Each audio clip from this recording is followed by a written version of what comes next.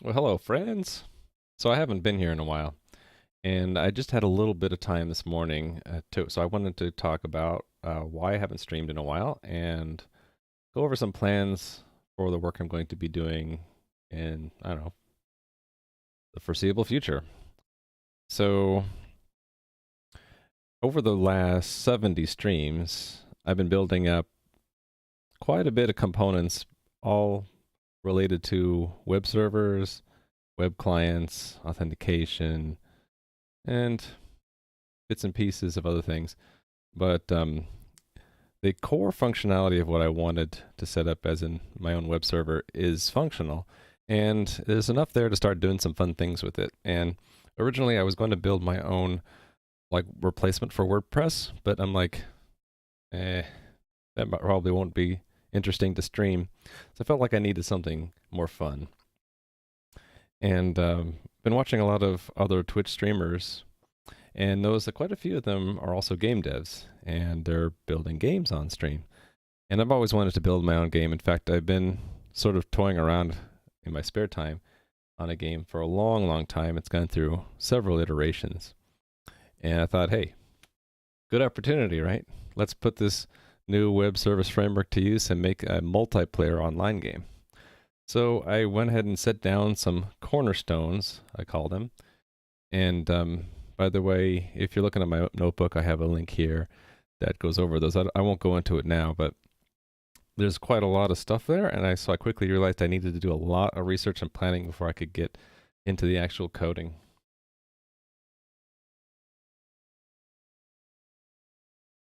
Huh, that's weird. Stream Elements never did that before. It just announced that I'm live. I've been live for 4 minutes. Or at least 1 minute. Ew, weird. Anyway,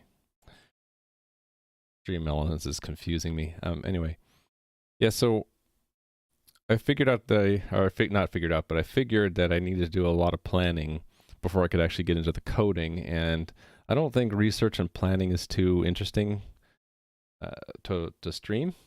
And probably a lot of people think even the coding isn't too interesting to stream. But if I'm going to be doing research and planning, I'm going to be sitting there a lot of the time just being silent, like thinking.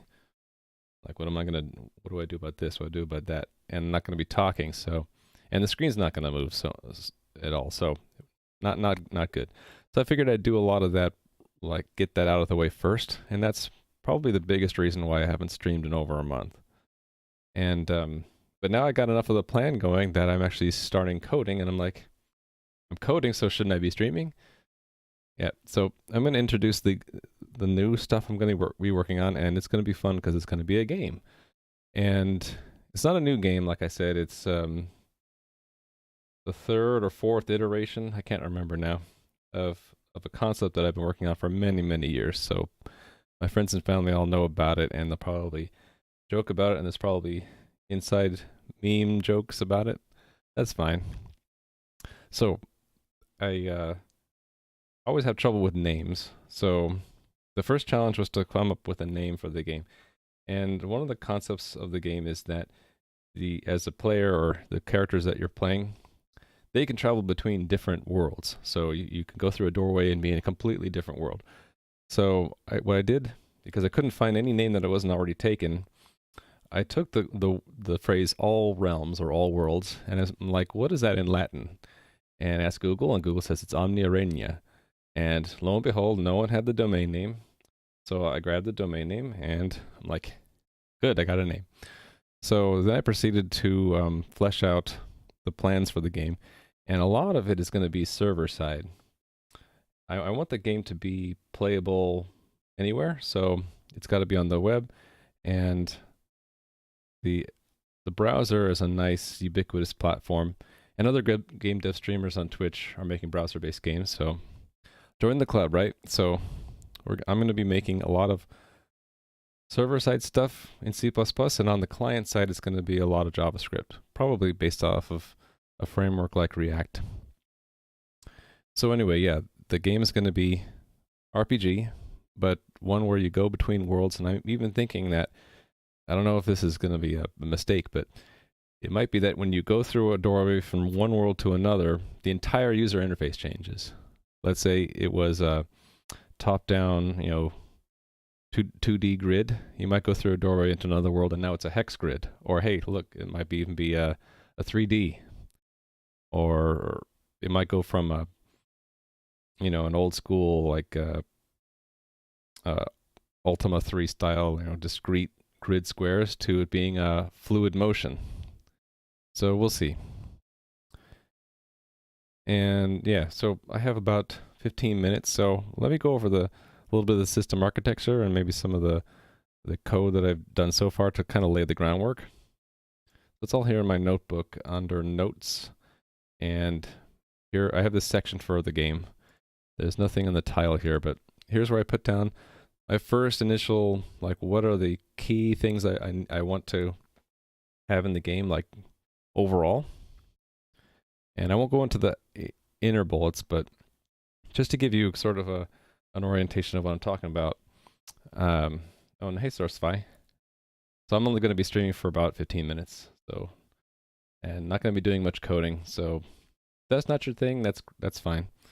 But I'll definitely try to be streaming coding later. I just have a phone call I have to take care of, and I'm actually helping playtest a game for another streamer, so I need to get that out of the way before I do the coding today. So anyway, the game I'm going to be working on, definitely online. I want it to be persistent, as in it's sort of a challenge. I want to make a game that doesn't ever stop. So even when I'm building the new content in the game will be running. So I'll be in there as a super user or dungeon master or whatever you want to call it. And if I let other players do so, they can come and actually watch me construct zones in the game or move trees around or whatever. And even when I upgrade the software, I want people logged into the game to always stay logged in. You might be going through the game and get a notification that, hey, one of the servers is updated to the new version. Do you want to jump to it? Or maybe the client has updated a new version. Do you want to reload? And it should be as seamless as I can make it. So that's maybe the biggest challenge with the most bullet points here. So online game, I want it to be multiplayer. And of course, I want it to be sandbox because I really enjoy sandbox games. I don't want there to be any forced channels you have to go through, invisible walls that keep you from exploring. I want there to be a lot of just random things you can do that you might feel like looking for puzzles, or looking for hidden things, or grinding up gear, or taking on challenges. I want there to be a variety of things. So RPG, of course. I mean, it's kind of hard to break out of that genre for me. I really enjoy RPG games. So, and I don't know if I need this bullet, but just to remind myself, there's different kinds of RPGs. I want to kind of stick with a swords and magic fantasy theme because that's sort of what I grew up on and I like to do. So system architecture, here's where we kind of get closer to the coding. So I made this diagram here, and a lot of it, most of it's on the server side, and a lot of it has to do with keeping the game world running even when bits and pieces are taken down to be upgraded or if they crash. So right away, I've realized I can't just have one server program running. I need multiple server programs. The idea is that they'll all be talking to each other and talking to clients. So two things here. It can load balance. So if one server starts to handle too many clients, it can kind of pass off the clients to other servers. And the other thing is if a server crashes, the other servers can kind of take on the orphaned clients that are out there. And the clients will actually know the port numbers and host names of all the servers. They'll learn it from the first server they connect to. So if they're disconnected and they can't reconnect to a server, they'll try to connect to the other servers. And hopefully that'll be like really quick so that the client only notices maybe a brief pause, like lag, and that's about it. And then to get the whole system running and kind of keep it running, I wanted to have another process which is installed as a system service, and I'm calling that the orchestrator. And that'll be doing all the launching of the Realm servers and killing them if they freeze, and other administrative things. But it won't be involved in the main game. It's just sitting there and just making sure everything is running. So Let's see if I talked about all the bullet points here. Pretty much. Yeah. So I hope that makes sense to everyone watching or seeing this on YouTube later. If not, I'll explain the finer details as we go. So this realm server is where all the magic happens in the game. So I have another diagram for that. And let's see how much time. I got another 10 minutes. So this is good. So HTTP server is pretty much what I've been building up the last 70 streams. So it's the workhorse for talking to other programs and other computers over the web using HTTP, right? So let me refer back to this diagram. Each realm server is going to have up to 3 ports. So there's the main port, which is the well-known one, which is what clients connect to initially. So for example, HTTP 80 is the well-known port if you're not using TLS, and 443 is for TLS, right?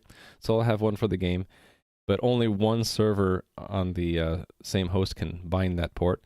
So in addition to the main port, every realm server will have its own public port that's not well-known, but it's discoverable if a client connects to the main port. It'll get a list of all the public ports of all the realm servers on every host for that realm. So that's 2 ports, and then I'll have a third port which is only accessible inside my server network, which will probably be in AWS. And that's Amazon Web Services, by the way, so the cloud computing farm. So realm servers can talk to each other and not need to use transport layer security, and also they'll have extra authority over each other, and the orchestrator will also use that same port. So 3 of these ports means like 3 server instances. So that's why I have a 3 here. And then to simplify things, the rest of the components don't need to talk to all 3 servers. They go through a single one which aggregates them. It's called the web gate. So the web gate is just passing along messages to everything connected to any of the 3 ports. So it'll handle API requests or requests to connect via WebSocket. I'm actually thinking WebSocket is going to be the primary way that servers and clients talk to each other in my game. So the next component up is the coordinator, and that's going to basically set up and operate this web gate. And what do I have here? It's going to communicate with the orchestrator and other realm servers and clients. So it's going to be just do I have more notes on this? I think I do. Somewheres. Okay, I'll look for it later. But the idea is that it's in charge of figuring out where the servers are, which ones are up, whether it's the one that should be using the main port or not, that kind of thing. So it talks to the reconciler. Now the reconciler I have to talk about the reconciler and the journal at the same time. So my idea was to keep the game state from getting corrupted or losing information, because let's say the server crashes and it hasn't saved the game, that I want to do a journal idea, kind of like a journaling file system, where instead of saving a new game file every once in a while, the server will be constantly adding entries to a log. And every time it adds an entry, it never changes or removes the previous entries. So as long as the file system write is completed, we shouldn't lose data. The worst that can happen is we're in the middle of writing a journal entry and that journal entry gets corrupted or incomplete. So everything that happens in the game state will be done through a journal entry. So the journal entry might be the player moves from one place to another, or a mob spawns, or someone casts a spell. Anything like that would be a journal entry. And then this reconciler's job is to push entries into the journal, but only if they're agreed to by all the servers. So that's why I'm calling it the reconciler. It's going to get what are called the provisional or candidate journal entries from all sources, from clients, from other realm servers, from the internal methods of objects going on in the game, and it's going to figure out, well, how do I make it all fit together? Which provisional entries conflict with each other, who wins, and it will then emit the series of actual journal entries which move the game state forward. So that's all stored in the journal. The reconciler figures out what goes in there. And then, because it's horribly inefficient to just have the game state be a sequence of journal entries, I also want to have the game state in the traditional sense of a bunch of different objects. And this object hierarchy here is based off of the last iteration of this game. So my idea is that the whole world or realm is the top level object, and it has one or more zones. So a zone could be a dungeon or an outside world area or a town or whatever. And every zone can have one or more places. So a place would be a position in the game. So you'll have thousands of these, and they'll have coordinates. And the coordinate system could vary from world to world. You might have X and Y, or X, Y, and Z, and they might be integers or floating point or who knows. And then for every place, you can have one or more entities. So an entity is anything from a sword or a monster or a player or a wall. So any kind of thing in the game will be an entity. And then certain entities, mostly NPCs, will have a dialogue, so a script that they perform when you interact with them.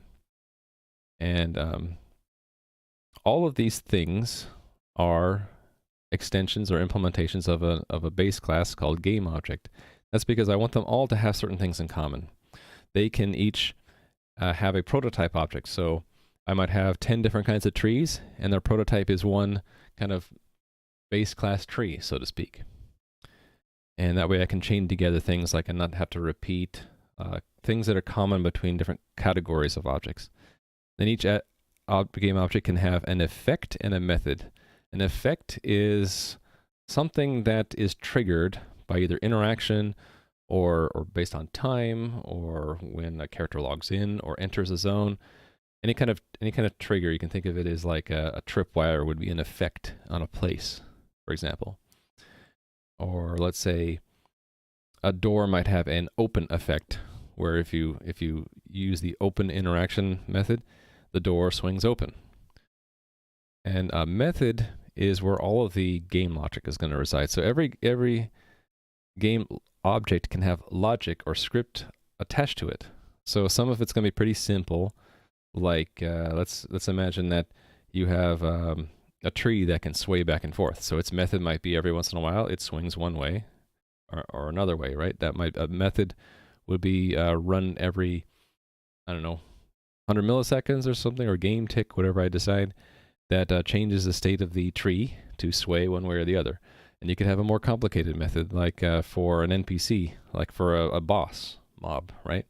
It might have a lot of logic in how to deal with players. So game mechanics, that kind of thing, will all be in these methods. And in the last iteration of the game, I used Lua as a way to easily code these methods and inject them into the game without having to stop the game. So I'm going to continue that. So we're going to be doing Lua programming to put the game logic in as methods of game objects in the world.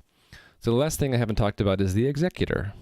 So I figured out I needed some object that kind of ties together the journal entries, which is the official game state progression or history, to the more traditional game objects, and that's the executor. What it does is it takes journal entries as they are confirmed or all the realm servers have agreed that yes, that's what we want the journal to say, and it takes them and applies them to the actual game objects. So it's basically, you could think of this as a big assembly line where methods in the game ask the reconciler to generate journal entries, and then the methods on other servers and on clients are doing the same. They all come through the coordinator to the reconciler. Reconciler sorts it all out, applies it to the journal. The executor sits there. When a journal entries are applied, it goes and puts them back into the game state.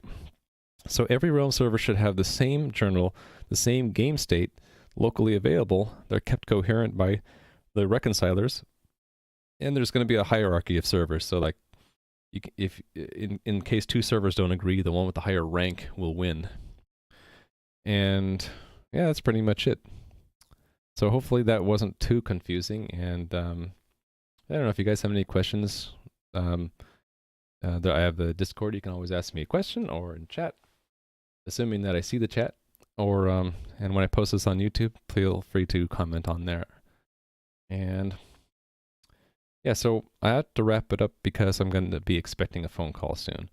And I know I didn't do any coding today, but I did put out the fair warning that there's no code for this stream. But I do hope to get into the code next stream, which will be later today. And feel free in the meantime, if you're interested, go look through my notes. They're on my OneNote, which the link should still be below on my Twitch page. And yeah, let me show you briefly the to-do list. So I got just enough into the code where I felt like this plan is coming together. So I have the web gate basically done. And I do have the domain name set up with SSL. So I've been working on the coordinator. I'm a little bit into it. So I'll be working on that. And the first thing the coordinator is going to need to do is talk to the orchestrator. So some of these to-do list items like the orchestrator connecting to the coordinator and pinging it, we'll be working on that soon. So anyway, hope you guys liked this little chat, and I will see you later. I was thinking if anyone's watching me now, we'll just send them over to Adam's channel. Since yeah, I don't think many people are watching, and if you haven't seen Adam, this should be very interesting for you. So yeah, I will see you in a bit, maybe a couple hours. Until then, have a good one, guys.